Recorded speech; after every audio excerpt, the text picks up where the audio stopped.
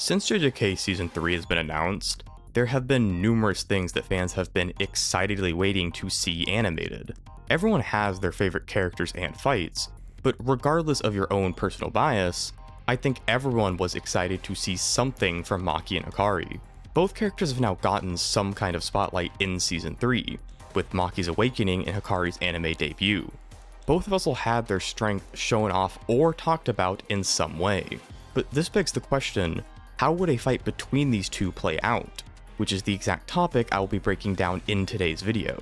I will be covering this matchup in the manga, specifically in the Shinjuku arc when both are at their strongest. Aside from that, there are no real special conditions to go over. Both fighters will simply have to end the life of their opponent in order to win. Now, real quick before I begin, I would appreciate it if you liked the video and subscribe. I'll be putting out more JJK videos just like this throughout the airing of Season 3. So if you like this one, you'll have plenty more to watch going forward. From the start, something that is important to establish about this matchup is that Hakari really has no chance against Maki if he cannot hit a jackpot. The most obvious thing Hakari will not have without jackpot active is his automatic RCT, but Hakari's jackpot also gives him a stats amp. The stats amp is made pretty clear based on how he compares to Kashimo without jackpot versus with it. A volume extra also just says Hakari's jackpot simplified is he gets super strong. Without jackpot active, Hakari will be physically weaker than he normally is. This is a massive issue for Hakari, as he has almost nothing outside of basic hand-to-hand attacks that he can use in combat. I say almost because he can summon doors even outside of his domain as seen against Yuji. But these doors have no real impressive showings, and are never used again after his brief fight with Yuji, which means Hakari probably won't even resort to using them in this fight, considering he never uses them against strong opponents. Thus, Hakari will be forced to engage with Maki in close quarters, which will prove difficult for several reasons. First off, Hakari always fights bare-fisted, whereas Maki always carries the split soul katana with her. Not only would having a blade against an unarmed opponent logically give you an advantage in close quarters, we also have implications in the series of this being the case, as we see Yuji struggling with Yuta's katana when fighting him bare-handed. This is even worse when fighting Maki, as the split soul katana bypasses durability and directly cuts the soul, both making defending against the blade much more difficult and making the blade much more lethal. Now, of course, a disadvantage like this could be made up for if you have superior speed or skill. Unfortunately for Hakari, however, he is beaten out by Maki in both these areas as well.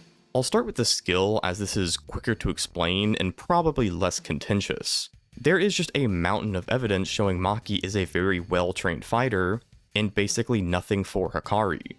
Maki is shown using several different types of weapons effectively throughout the manga, such as Miwa being shocked at Maki's ability to fight with a polearm in a constrained area. In the same fight, Miwa notes Maki's skill with Aikido, and in the fanbook it is confirmed Aikido isn't even the base for Maki's close quarters combat. The base is actually Chinese Kempo, showing her proficiency in multiple martial arts. Maki is also very dedicated to training in general, with her training shown to pretty consistently be sparring with others. There also just isn't much Maki can do to train that doesn't involve furthering her close quarters combat in some way due to her heavenly restriction. Now, talking about Hakari's skill is kind of difficult because there isn't really much to talk about. He is never noted to be skilled in hand-to-hand, relying mainly on brute force and his immortality once he is in jackpot. Hakari is also clearly less dedicated to training than Maki is, so it's very unlikely he would be as skilled as her. On top of their more traditional skill, Maki has special traits that enhances her abilities in close quarters. Her lack of cursed energy makes her movements harder to sense and predict.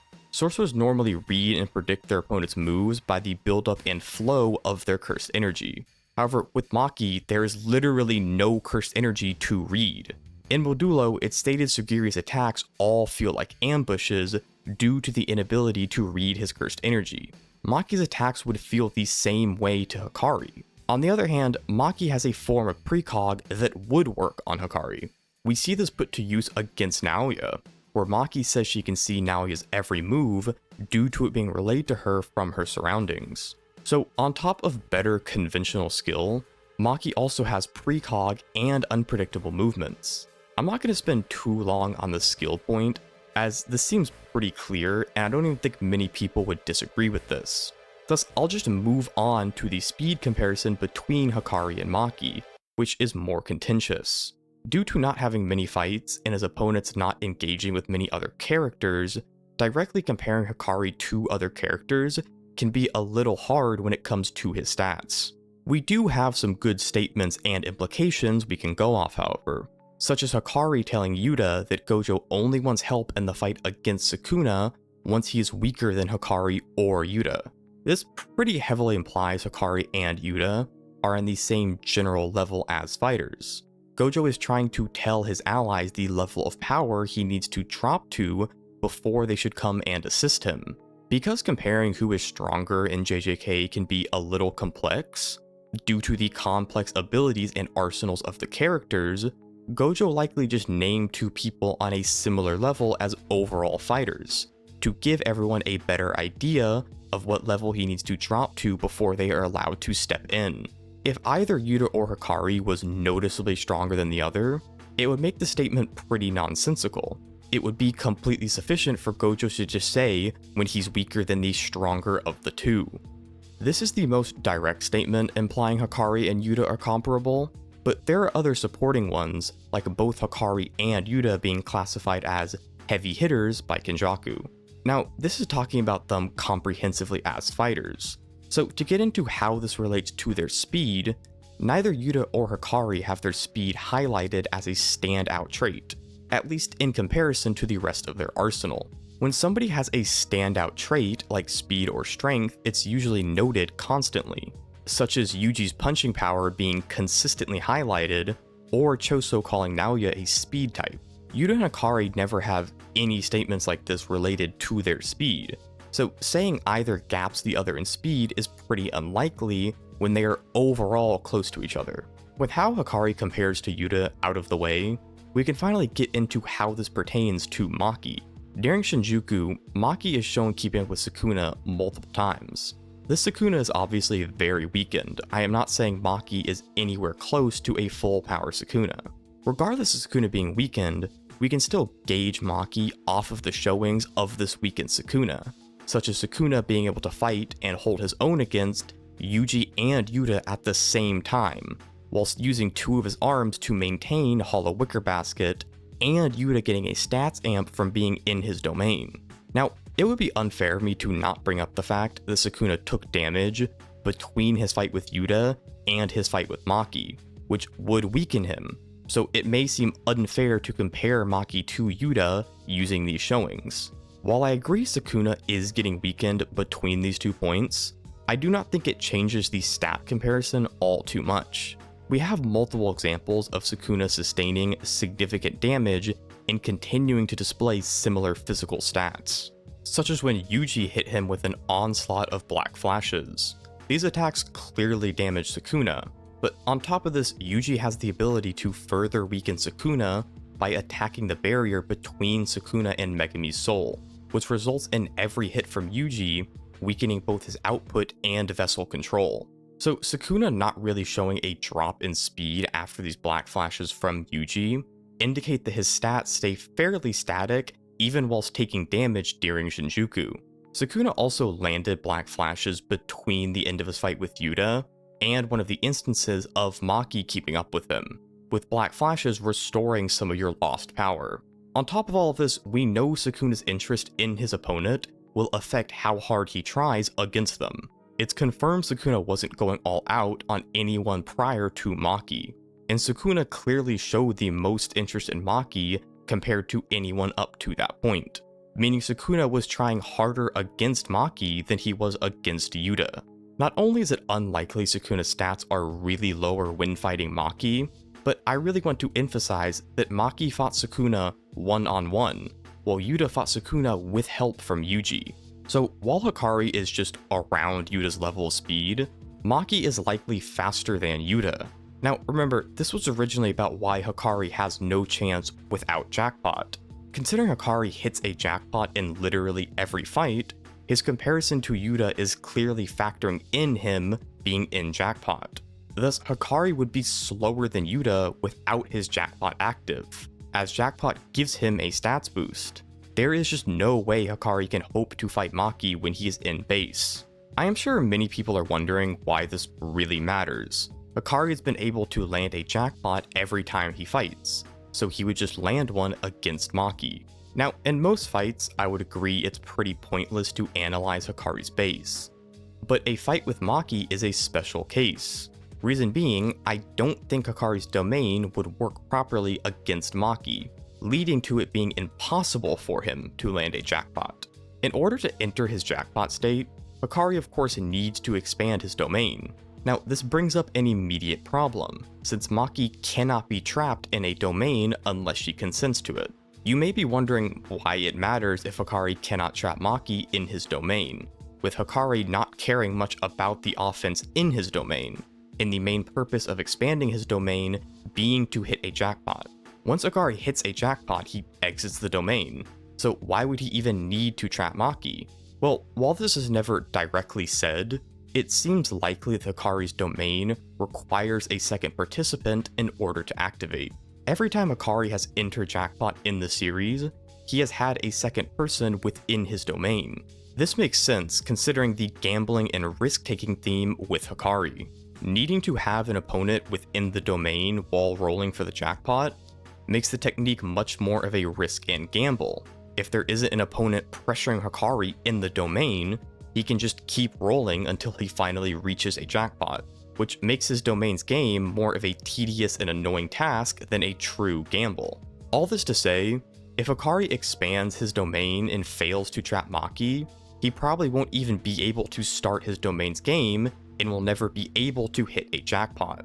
Maki could of course decide to enter his domain willingly like she did against Naoya, but even in this case, the domain would be unable to recognize Maki, due to her lack of cursed energy. The domain would register Maki the same as an inanimate object, so the condition of having an opponent in the domain with Hakari would never be fulfilled, meaning even if Maki goes into Hakari's domain, he has no way to start the domain's game. With no way to start the game, Hakari will never even be able to attempt to hit a jackpot. So we're right back to Hakari having to try and fight Maki in base, which again is just an unwinnable fight for him. Now, I do want to go over Maki fighting Hakari while he is in his jackpot. I do think Hakari needs somebody else in domain for it to work properly, but it isn't definitive that it works this way. So I want to be comprehensive and cover what would happen if Hakari's domain worked properly and he was able to hit a jackpot. While Hakari does get stronger after hitting a jackpot, it really won't change most of what I've been saying thus far. The comparison I made between Maki and Hakari's speed was already comparing her to jackpot Hakari, so Maki is still faster here. Nothing about Hakari's skill changes in jackpot, so that point remains the same, and he is still at a disadvantage due to Maki having the split soul katana. The only notable difference for Hakari is the immortality granted during jackpot, more specifically the automatic RCT and endless cursed energy. For some reason, it has been a big subject of debate as to if Hakari could heal damage to the soul, which I don't really get. Hakari's RCT is able to automatically target and remove poison from his body, even while he is unconscious. Hakari's RCT doing this without him even being awake is important because it shows his awareness of the technique isn't relevant to it working. It is truly automatic, meaning Hakari shouldn't even need to be able to perceive the soul in order to heal it, and his fully automatic RCT will just do it for him. Again, I don't know why if Hakari can heal his soul is a topic of debate. What's really important here is the extent of what his RCT can do. Depending on how literally you interpret some statements, Hakari's RCT could either be almost useless or a complete game changer in this fight. If you think Maki cutting off Hakari's head or stabbing his brain would be sufficient to kill him, then the immortality just isn't very relevant. Needing to damage the brain to stop Hakari while he's in jackpot is well understood, but the question is to what extent you need to damage the brain. If you take the statements of Kashimo saying you need to destroy the brain in one blow very literal, then Maki slicing or stabbing Hakari's head would not destroy the entire brain, meaning Hakari could heal from it. If you don't take them literally and you think you just have to significantly damage the brain, then Maki could kill Hakari by just attacking the brain, especially considering Hakari's healing would be slower than normal due to Maki attacking the soul. Now, I will leave if Maki can kill Hakari in Jackpot this way up to interpretation, because I don't think there's enough evidence either way for me to take a side. I also don't think it's very relevant anyways. This was all assuming Hakari could enter a jackpot in the first place. Even if Hakari's domain is able to work, he doesn't immediately hit a jackpot. Maki could just kill him while he is trying to hit a jackpot, which due to far superior speed and the Soul Split Katana, would not be difficult. Without his immortality, Hakari would just be easily sliced through and have no way to recover. Now, if somehow Hakari manages to land a jackpot, and Maki cannot kill him while it is active, all she would have to do is wait until the 4 minutes and 11 seconds of immortality ends, and kill Hakari when he is trying to hit a jackpot again. Lasting this amount of time should be no issue for Maki, considering she is already faster, and her durability is a standout trait. Maki was able to survive a cleave and black flash from Sukuna. These attacks did take her out of commission, but only for a brief period, and she rejoins the fight against Sukuna a few chapters later. Once rejoining the fight, Maki takes a black flash and some slashes from Sukuna again.